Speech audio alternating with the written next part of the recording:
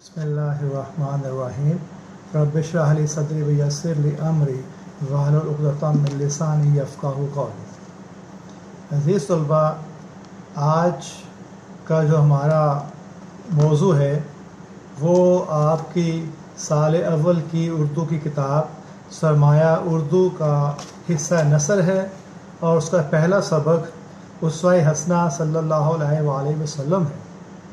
पिछले लेक्चर में पहले दो पैराग्राफ हम इसके पढ़ चुके थे और आज तीसरे पैराग्राफ की तशरीह की जाएगी। जिस तरह मैंने पहले भी कहा कि किसी भी शायर या मुसन्नफ़ की तहरीर को समझने के लिए ज़रूरी है कि उसकी सोच के बारे में पता हो, वो किन ख़यालात का मालिक है उसका पता हो, उसकी दिलचस्पी किस में है और उसका अंदाज़ तहरीर या अंदाज़ बयां जिसे असलूब कहते हैं उसके बारे में भी पता हो। तो सैयद सुलेमान नदवी जो कि एक आलम, एक मुहक्किक, एक मुअर्रिख़ और एक नसर नगार हैं और अपने दिल में हज़रत मोहम्मद सल्लल्लाहु अलैहि वसल्लम के लिए बेपनाह मोहब्बत रखते हैं और वो इस बात पर यकीन रखते हैं कि हुज़ूर अकरम सल्लल्लाहु अलैहि वसल्लम की ज़िंदगी हमारे लिए एक मुकम्मल नमूना है। तो उससे हसना के सबक का दूसरा पैराग्राफ हमने ख़त्म किया था कि उन तमाम असनाफ़ को इससे पहले भी गर्ज़ इस दुनिया का नज़्म व नस्क़ मुख्तलिफ़ असनाफ़ के वजूद और क़याम पर मौकूफ़ है और ये कि तमाम असनाफ़ को अपनी अपनी ज़िंदगी के लिए अमली मुजस्मे और नमूने की ज़रूरत है। इस्लाम इन तमाम इंसानों को सुन्नत नबवी सल्लल्लाहु अलैहि वसल्लम के इत्तिबा की दावत देता है। इससे यहीं से हम तीसरा पैराग्राफ शुरू करते हैं कि इंसानों के हर तबके और हर सिन्फ के लिए सीरत पाक सल्लल्लाहु अलैहि वसल्लम में नसीहत पजीरी और अमल के लिए दर्स और सबक मौजूद है। सिन्फ कहते हैं किस्म, जिन्स। इंसानों के हर तबके, जितने भी इंसान दुनिया में बसते हैं और जितने भी इंसान क़यामत तक दुनिया में आएंगे, उन सब का ताल्लुक़ जिस भी तबके से हो, जिस भी सिन्फ, जिस भी किस्म से हो, जिस भी नस्ल से हो, चाहे वो इंसान अमेरिका में रहता हो, चाहे वो इंसान अफ्रीका में रहाइश पजीर हो, या वो चाइना का रहने वाला हो, या वो जापान का बाशिंदा हो, वो इंडिया में रहता हो या पाकिस्तान में, दुनिया के किसी भी खित्ते में, दुनिया के किसी भी मुल्क में, दुनिया के किसी बड़े आज़म में या दुनिया के किसी भी शहर से उसका ताल्लुक़ हो तो उसके लिए सीरत पाक सल्लल्लाहु अलैहि वसल्लम में नसीहत पजीरी कहते हैं नेक मशवरे को कबूल कर लेना, नसीहत को मान लेना। तो रसूल अकरम सल्लल्लाहु अलैहि वसल्लम की ज़िंदगी जो कि हर तमाम इंसानों के लिए एक नमूना है, उनकी ज़िंदगी में नसीहत पजीरी और अमल के लिए दर्स और सबक मौजूद है कि उनकी हादीस हैं उनको पढ़ा जाए, उनकी सुन्नत जो है उसको फॉलो किया जाए, उसकी पैरवी की जाए और अमल करने के लिए, अपनी ज़िंदगी अमल करने के लिए उनसे सबक लिया जाए, नसीहत लिया जाए, रहनुमाई ली जाए। एक हाकम के लिए महकूम की ज़िंदगी, एक दौलतमंद के लिए गरीब की ज़िंदगी और एक गरीब के लिए दौलतमंद की ज़िंदगी कामिल मिसाल और नमूना नहीं बन सकती। इसलिए ज़रूरत है कि आलमगीर और दायमी पैगंबर की ज़िंदगी उन तमाम असनाफ़, उन तमाम मुख्तलिफ़ मनाज़र के रंग बरंग फूलों का गुलदस्ता हो। अब सैयद सुलेमान नदवी अपनी बात को मज़ीद वज़ाहत देने के लिए लिख रहे हैं कि एक हाकम के लिए महकूम की ज़िंदगी मिसाल नहीं हो सकती। ऐसा नहीं ایک ریاست ایک ملک کا جو حاکم ہے حکومت کرنے والا ہے حکمران ہے اس کے لیے اس کی کوئی رعایا میں سے کوئی آدمی ایسا ہو جس کا کردار اس حاکم کے لیے ایک مکمل نمونہ ہو، یا رعایا میں سے جو انسان ہے اس کے لیے کسی بھی حکمران کی زندگی ایک مکمل نمونہ ہو، ایسا ممکن نہیں، چونکہ انسان خطاؤں کا پتلا ہے، بہت سارے نقائص پائے جاتے ہیں، کوئی بھی انسان دنیا میں کامل نہیں جس کی زندگی سے ہم نصیحت لے سکیں۔ صرف اور صرف اللہ تعالیٰ کا محبوب نبی حضرت محمد صلی اللہ علیہ وآلہ وسلم کی زندگی ایسی ہے جو نقائص سے پاک ہے اور جو ایک مکمل اور کامل نمونہ ہے قیامت تک کے انسانوں کے لیے۔ اب اس میں لکھ رہے ہیں کہ ایک دولت مند کے لیے غریب کی زندگی اور غریب کے لیے دولت مند کی زندگی۔ دولت مند جیسے زندگی گزارتا ہے، غریب اس کو دیکھ کر رشک تو کر سکتا ہے کہ اس کے پاس تمام سہولیات ہیں، جو یہ چاہتا ہے وہ حاصل کر لیتا ہے، اس کے گھروں میں نرم قالین ہیں، گھر میں اے سی لگے ہوئے ہیں، نوکر چاکر ہیں، اس کے پاس بینک بیلنس ہے، اس کے پاس موو کرنے کے لیے گاڑیاں ہیں، لیکن اس کی زندگی مکمل تب بھی نہیں، اس کی زندگی میں نہ کوئی خامی کمی ضرور ہے، چونکہ کسی انسان کو اللہ تعالیٰ نے مکمل نہیں بنایا۔ ہم میں سے جو انسان ہیں، عام انسانوں میں کوئی بھی دولت مند، دولت کوئی پیمانہ نہیں ہے کسی کو ماپنے کا کہ اس کی زندگی اس کی دولت کی وجہ سے دوسروں کے لیے نمونہ ہو، یا کسی غریب کی زندگی کسی دولت مند کے لیے نمونہ نہیں ہو سکتی۔ وقتی طور پر ہم انسان کسی کے کردار، کسی کے رہن سہن، کسی کے پہناوے، کسی کے اخلاق سے متاثر ہو سکتے ہیں، لیکن یہ نہیں کہ اس کی زندگی تمام انسانوں کے لیے کامل ہو۔ کسی ایک انسان کے لیے تو وہ اس کا آئیڈیل ہو سکتا ہے، لیکن ایسا نہیں کہ جو باقی انسان ہیں وہ سارے ہی اس کو پسند کرتے ہوں، یہ لازمی نہیں ہے۔ اور پھر یہ کہ اس لیے ضرورت ہے کہ عالمگیر اور دائمی پیغمبر کی زندگی ان تمام مختلف مناظر کے رنگ برنگے پھولوں کا گلدستہ ہو۔ مختلف مناظر کے رنگ برنگے پھولوں گلدستہ سے مراد کہ جو بھی حالتیں، جو بھی کیفیات انسانوں کی زندگی میں آتے ہیں، وہ ایک انسان یا سب انسانوں کی زندگی پر، چونکہ ایک انسان کی زندگی میں تمام انسانی حالتیں نہیں ہو سکتی۔ ہمیں ایک مختصر زندگی، عارضی زندگی اس دنیا میں دی گئی ہے، تو اس لیے کہا کہ تمام انسانوں میں جو بھی انسانی حالتیں آتی ہیں جس سے وہ ان کو گزرنا ہے، تو ان کو اس کے لیے رہنمائی کی ضرورت ہے۔ تو اس لیے پاک پیغمبر صلی اللہ علیہ وسلم کی زندگی میں وہ تمام حالتیں آئی ہیں اور انہوں نے بڑے صبر سے اس میں سے گزر کر اللہ کے حکم کے مطابق ایک مکمل کامل زندگی گزار کے ہمارے لیے رہنمائی کا منبع دے دیا ہے۔ ایک دریا ہے، ایک سمندر ہے جس میں سے قیامت تک کے لوگ جو ہیں رہنمائی لیتے رہیں گے۔ ہم چلتے پھرتے بھی ہیں، اٹھتے بیٹھتے بھی، کھاتے پیتے بھی ہیں، سوتے جاگتے بھی، ہنستے بھی ہیں، روتے بھی، پہنتے بھی ہیں، اتارتے بھی، سیکھتے بھی ہیں، سکھاتے بھی، مرتے بھی ہیں، مارتے بھی، کھاتے بھی ہیں اور کھلاتے بھی، احسان لیتے بھی ہیں اور کرتے بھی، اپنی جان دیتے بھی ہیں اور جان بچاتے بھی، عبادت و دعا بھی کرتے ہیں اور کاروبار بھی، مہمان بھی بنتے ہیں اور میزبان بھی۔ یہ سید سلمان ندوی نے ان تمام انسانی حالتوں کا ذکر کیا ہے جو کہ ایک انسان یا سب انسانوں کی زندگی میں یہ حالتیں آتی ہیں۔ تو کہتے ہیں، لکھتے ہیں، ہم چلتے پھرتے بھی ہیں۔ تو چلنے پھرنے کا قرآن ایک مکمل ضابطہ حیات ہے اور قدم قدم پر ہماری رہنمائی کرتا ہے۔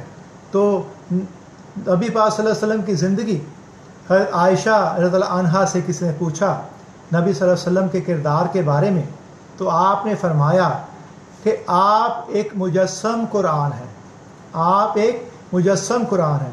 جس طرح آپ نے زندگی گزاری، آپ کے ہر عمل کو دیکھ کر پتہ چلتا ہے کہ قرآن کی تشریح وضاحت ہو رہی ہے۔ تو پھر کہا ہم چلتے پھرتے بھی ہیں، ہمیں کیسے چلنا پھرنا چاہیے۔ جب آپ راستے میں جا رہے ہیں تو راستے کی رکاوٹوں کو دور کرنا چاہیے۔ اگر راستے میں کوئی پتھر ہے تو اٹھا کے اس کو سائڈ پہ کر دیں، اس نیت سے کہ کوئی اور چلنے والا اسے ٹھوکر نہ کھا جائے۔ خام خواہ سے لوگوں کے راستے میں رکاوٹیں نہیں ڈالنی چاہیے۔ جس طرح سے ہمارے آج کل یہ کردار بن چکا ہے، ہماری سوچ بن چکی ہے کہ ہمیں ضرورت ہے، ہمارے گھر میں کوئی فنکشن ہے، ہمارے گھر میں کوئی افسوس ہے، تو ہم اپنی گلی میں ٹینٹ لگا کے گلی کیا سڑک ہی بند کر دیتے ہیں، اور یہ نہیں سوچتے کہ گزرنے والوں کو کتنی تکلیف کا سامنا کرنا پڑے گا، اور ہمیں کوئی منع بھی نہیں کر سکتا، کرے ہمیں کوئی سمجھانے کی کوشش کرے تو ہم سمجھتے نہیں ہیں۔ لیکن اسلام جو ہے اس سے منع فرماتا ہے، کیونکہ ایسا عمل، چھوٹے سے چھوٹا عمل یا ہمارے قول ایسے نہ ہوں کہ دوسرے انسانوں کو تکلیف ہو۔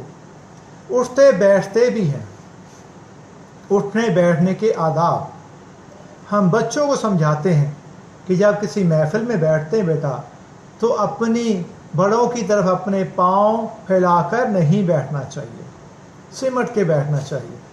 اور کھاتے پیتے بھی ہیں، کھانے پینے کے آداب، کھانا کھانا جس طرح سے آج کے معاشرے میں انسان کھا پی رہا ہے کہ جب بھوک لگتی ہے راستے میں جاتے ہوئے رک کر ایک شاورما لیا، ساری بوتل لی اور موٹر سائیکل پہ بیٹھ کے ہی یا کھڑے ہو کے کھا لیا اور کک ماری اور پھر گھر چلا گیا۔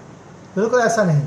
قرآن نے، اسلام نے اور نبی صلی اللہ علیہ وسلم نے ہمیں بتایا کہ کھانا کیسے کھانا ہے۔ جب آپ کو بھوک لگی ہے، کھانا تیار ہے، تو سب سے پہلے کھانا کھانے سے پہلے اور کھانا کھانے کے بعد ہاتھ دھونا سنت ہے۔ دسترخوان بچھائیں، سب گھر کے افراد مل کے بیٹھ کے دسترخوان پہ کھانا کھائیں۔ اور دسترخوان پہ کھانا کھانے کے آداب کیا ہے کہ جب آپ دسترخوان پہ بیٹھے ہیں تو آلتی پالتی مار کر بیٹھیں، بسم اللہ پڑھ کے کھانے کا آغاز کریں، اور کھانا کھاتے ہوئے اپنی پلیٹ میں ڈالتے ہوئے یہ ضرور دیکھیں کہ جو افراد باقی دسترخوان بیٹھے ہیں ان کا بھی خیال کریں، انہوں نے بھی کھانا کھانا۔ ایسا نہیں ہم اپنی پلیٹ بھر لیں اور باقی کسی کا خیال نہ کریں۔ اور کھانا کھاتے ہوئے جو ذرات کھانے کے دسترخوان پہ گر جاتے ہیں ان ذرات کو اٹھا کر کھانے سے ہمارے سینے کی بہت ساری بیماریاں ختم ہوتی ہیں۔ تو دیکھیں ان چھوٹے چھوٹے عوامل میں ہماری بھلائی اور خیر ہے۔ تو یہ صرف اسلام ہے جو نبی پاک صلی اللہ علیہ وسلم نے سنت کے طریقہ سے، حدیث کی طریقہ سے ہم تک پہنچایا۔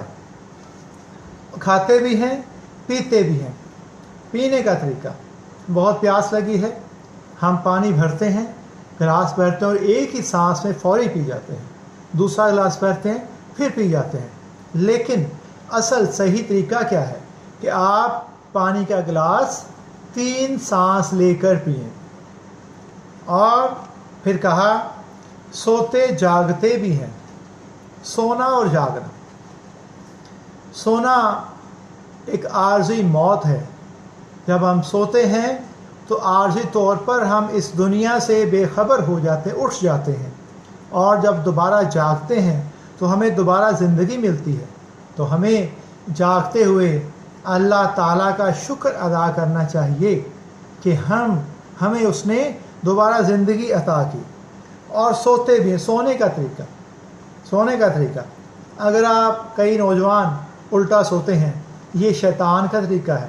صحیح سونے کا طریقہ کیا ہے کہ آپ کی بائیں سائڈ نیچے کی طرف ہو اور دائیں سائڈ نیچے کی طرف ہو اور بائیں سائڈ جو دل کی سائڈ ہے وہ اوپر کی طرف ہو، یعنی کہ آپ دائیں طرف کروٹ لے کر لیٹیں، تو یہ اچھا طریقہ ہے۔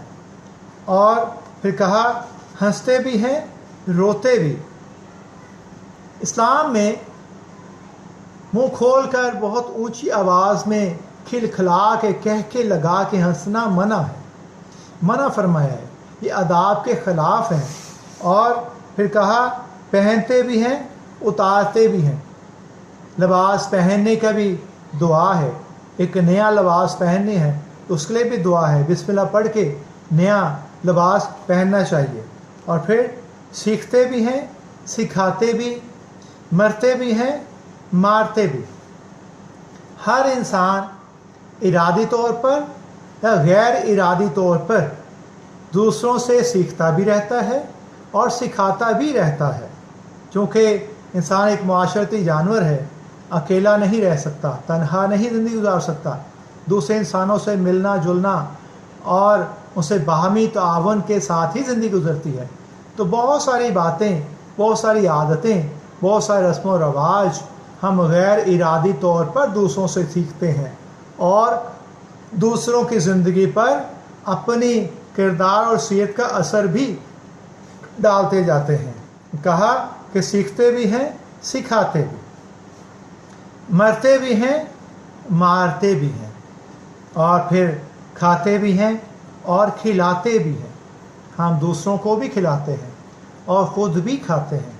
तो दूसरों को खिलाना एक मेज़बानी करना है। अल्लाह ताला ने जितना माल हमें दुनिया में दिया है, कहा गया है कि उसमें गरीबों का हिस्सा है, दूसरों का भी हिस्सा है। ये नहीं कि जो माल मुझे अल्लाह ने बहुत दिया है मैं ये मानूं कि वो सिर्फ़ मेरा है और दूसरों का इसका हक़ नहीं है। बिल्कुल गलत। हमें दूसरों का भी ख्याल करना चाहिए। अगर हमारे पास इतना है तो हमें अपने हक़, हमसायों के हकूक़ हैं वो अदा करना चाहिए। उससे भी पहले रिश्तेदारों के हकूक़ हैं कि अपने रिश्तेदारों में देखें कोई ऐसा है तो नहीं कि जो खाना खाने से के नहीं खा सकता, खाना खाने से तंग है, तो हमें उसका ख्याल करना चाहिए। तो कहा कि खाते भी हैं और खिलाते भी हैं, एहसान लेते भी हैं और एहसान करते भी हैं।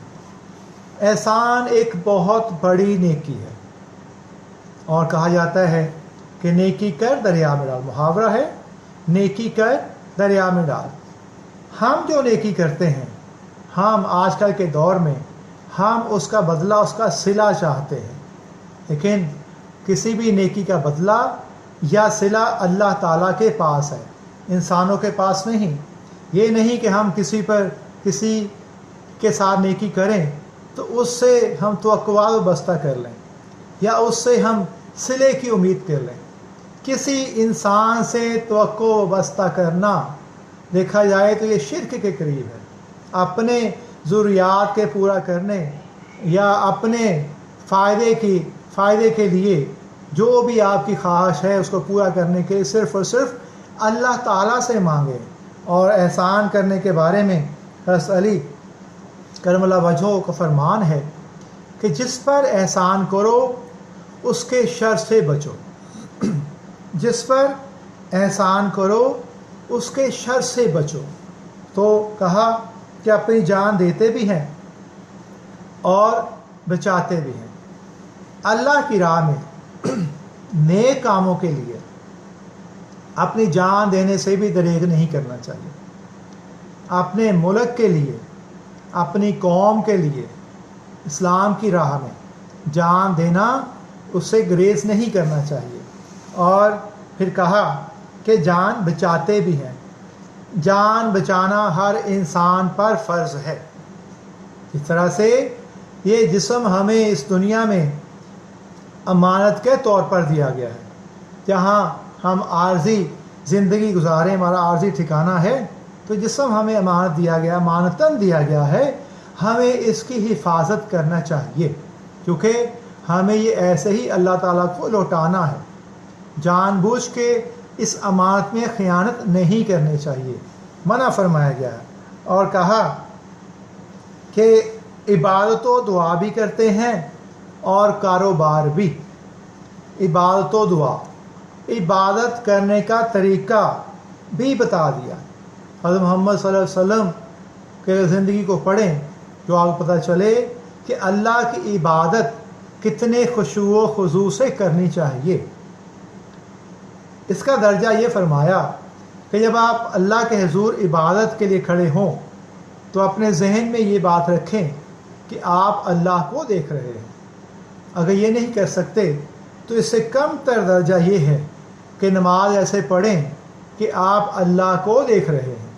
اس طرح سے آپ اپنے ارد گرد سے بے خبر ہو جائیں گے اور پوری توجہ سے عبادت کریں گے تو خشوع و خضوع خود ہی قائم ہو جائے گا۔ عبادت کرنے کے لیے ایک یہاں مثال دیتا ہوں کہ خشوع و خضوع کیسے ہونا چاہیے۔ حضرت علی کرم اللہ وجہہ کو ایک جنگ میں ان کے پہلو میں تیر لگ گیا۔ اب تیر نکالنا بڑا مشکل ہو رہا تھا کہ کس طرح سے تیر کو کھینچا جائے۔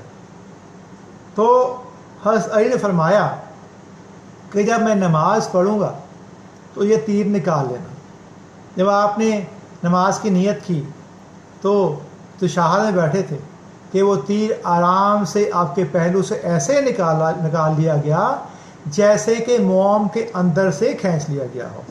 تو یہ ہے خشوع و خضوع کہ جو ہمیں عبادت کے لیے کہا گیا ہے۔ اور پھر کہا کہ دعا بھی کرتے ہیں، دعا بھی کرنا۔ دعا عبادت کا مغز ہے۔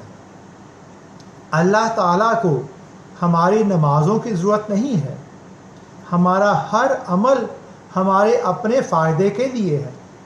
نماز اس لیے ہم پہ فرض کی گئی ہے کہ اس کے بعد جو ہم دعا کرتے ہیں اللہ کو دعا بہت پسند ہے۔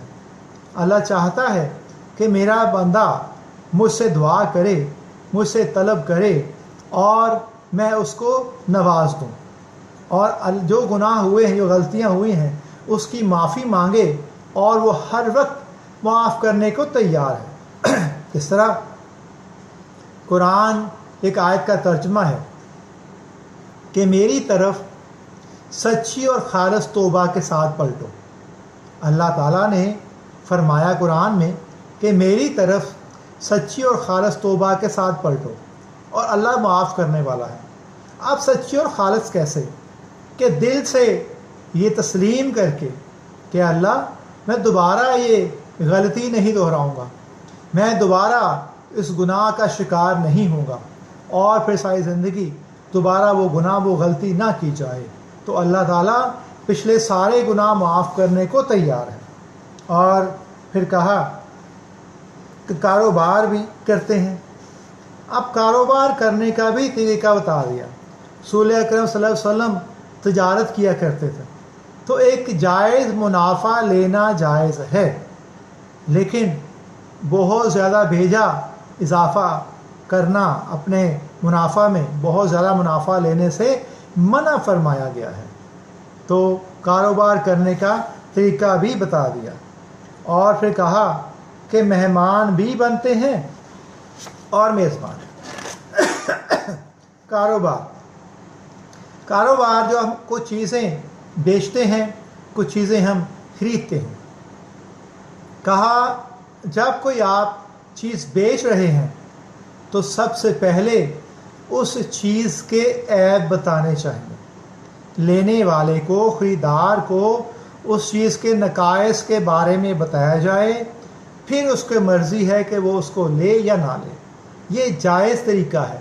لیکن آج کل کیا ہو رہا ہے کہ کسی بھی چیز کو بیچنے والا سب سے پہلے اس کے نقائص کو چھپاتا ہے، اس پہ پردہ ڈالتا ہے تاکہ خریدار کو نقائص کا پتہ نہ چل جائے۔ اس طرح سے وہ دھوکہ دے کر اپنی چیز بیچتا ہے، اور دھوکہ دہی گناہ ہے۔ اس طرح سے کاروبار کی جو حلال آپ کی کمائی ہے وہ حرام میں بدل جاتی ہے۔ تو کوئی انسان یہ نہیں چاہے گا کہ وہ حلال کی بجائے حرام کھائے۔ اور پھر سید سلمان ندوی لکھتے ہیں کہ مہمان بھی بنتے ہیں اور میزبان بھی۔ مہمان بننے کے لیے کیا ہمیں طریقہ بتایا، اور میزبان بننے کے لیے پرانے زمانوں میں ہم نے دیکھا کہ لوگوں میں خلوص تھا، رشتوں میں خلوص تھا۔ جب مہمان کسی گھر آتا تھا تو وہ اتنے خوش ہوتے تھے، کیونکہ مہمان اللہ تعالیٰ کی رحمت ہے۔ جب آپ ذہن میں یہ رکھتے ہیں کہ مہمان اللہ تعالیٰ کی رحمت ہے، زحمت نہیں سمجھتے، تو پھر آپ کا دل خوش ہو جاتا ہے اور آپ کے رزق میں برکت ہی برکت ہے۔ لیکن آج کل کے دور میں مہمان ابھی آتا ہے تو میزبان کو فوری فکر پڑ جاتی ہے کہ اس کا بیگ بہت بڑا ہے، یہ کتنے دن کے لیے آیا ہے، یہ ہمارے روٹین جو ہے ہماری اس کو وہ ڈسٹرب ہو جائے گی، ہم کیا کریں گے۔ جبکہ میں نے دیکھا پرانے وقتوں میں، آج سے زیادہ نہیں 30-40 سال پہلے، پوری فیملی کسی کے مہمان بنتی، مہینہ 2 مہینے 3 مہینے رہتے اور میزبان کے ماتھے پہ کبھی بل نہیں آتا تھا۔ جاتے ہوئے بھی میزبان کو تو اداس ہوتا تھا اور اسے یہ کہتا تھا کہ کچھ دن اور رک جائیں، دل لگا ہوا ہے، بہت مزہ آ رہا ہے۔ لیکن یہ خلوص اٹھ چکا ہے۔ تو نبی کا آپ صلی اللہ علیہ وسلم نے ہمیں بتایا کہ مہمان کیسے بننا ہے۔ مہمان ایسے بنے کہ میزبان پہ بوجھ نہ ہو، آپ بوجھ نہ بن جائیں۔ اور پھر میزبان کیسے بننا ہے کہ مہمان کو اللہ کی رحمت سمجھیں، وہ اپنا رزق لے کر آتا ہے، اس کے لیے بہترین اہتمام کیا جائے، اس کے کھانے کے لیے، اس کے پینے کے لیے، اس کے سونے کے لیے بہترین اہتمام کیا جائے تو اللہ خوش ہوتا ہے۔ جب آپ مہمان کی خدمت کرتے ہیں اللہ خوش ہے، آپ کے رزق میں اضافہ ہوگا۔ اور پھر کہا کہ ہمیں ان تمام امور جو ہمارے مختلف افعال انسانی سے تعلق رکھتے ہیں، وہ جو تمہارے تمام افعال جسمانی سے جتنے یہ حالتیں ہیں یہ ہمارے جسم پہ آتی ہیں، تو کہا کہ ہمارے جسم سے اس کا تعلق ہے، تو تعلق رکھتے ہیں، اس کے لیے عملی نمونے کی ضرورت ہے، عملی نمونے کی ضرورت ہے جو نبی پاک صلی اللہ علیہ وسلم کی زندگی میں ہے۔ اور جیسے اوپر کہا کہ اس ایک عالمگیر اور دائمی پیغمبر کی زندگی کی ضرورت ہے۔ نبی پاک صلی اللہ علیہ وسلم سے پہلے بھی انبیاء 1,24,000 انبیاء آئے، لیکن وہ تمام کی زندگی قیامت تک کے لوگوں کے لیے اللہ تعالیٰ نے کامل نہیں کری۔ وہ جو قرآنی صحیفے پہلے آئے، جو الہامی کتابیں نازل ہوئیں، وہ کتابیں ایک دور کے لیے تھیں، اس دور کے لیے تھی۔ جب نیا صحیفہ آتا، قرآن صحیفہ نازل ہوتا، تو پرانی الہامی کتاب یا صحیفہ منسوخ ہو جاتا۔ تو جب قرآن پاک نازل کیا نبی پاک صلی اللہ علیہ وسلم پر، اور پھر کہا کہ میں نے اپنا دین مکمل کر دیا، نبی پاک صلی اللہ علیہ وسلم پر دین کو مکمل کیا گیا جو قیامت تک کے لوگوں کے لیے ہے، اور ان کے لوگوں کے لیے رہنمائی کا چشمہ ہے۔ اور کہا دائمی پیغمبر، دائمی اس لیے کہا گیا، عالمگیر کہ پوری دنیا، کسی ایک خطہ نہیں، کسی ایک قوم نہیں، پوری دنیا کے لیے ہو اور دائمی ہو، قیامت تک کے لوگوں کے لیے ایسے ہی ہو جیسے کہ وہ آج ہے یا یہ اس وقت تھا۔ اور پھر کہا کہ تمام امور جو ہمارے مختلف افعال جسمانی سے تعلق رکھتے ہیں کے لیے عملی نمونے کی ضرورت ہے۔ ہماری ہر حالت میں سے ہم گزرتے ہیں، ہمیں ایک عملی نمونہ چاہیے، ماڈل چاہیے، جس کو دیکھ کر ہم رہنمائی حاصل کر سکیں، جو ہر نئی حالت کے پیش آنے میں ایک نئی ہدایت کا سبق اور نئی رہنمائی کا درس دے۔ ایک ایسی شخصیت جس سے ہمیں ہر لمحہ، ہر پہلو اور ہر حالت میں رہنمائی اور گائیڈنس ملے، ایک ایسی مکمل اور کامل شخصیت چاہیے۔ تو سید سلمان رضوی لکھتے ہیں کہ حضرت محمد صلی اللہ علیہ وسلم کی زندگی سے بڑھ کر اور کوئی نہیں۔ قرآن نے بھی یہ فرما دیا کہ اور تمہارے لیے پاک پیغمبر کی زندگی ایک بہترین نمونہ ہے۔ تو آج کا لیکچر ہم یہیں ختم کرتے ہیں۔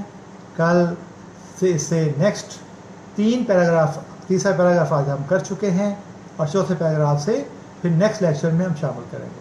اب تک کے لیے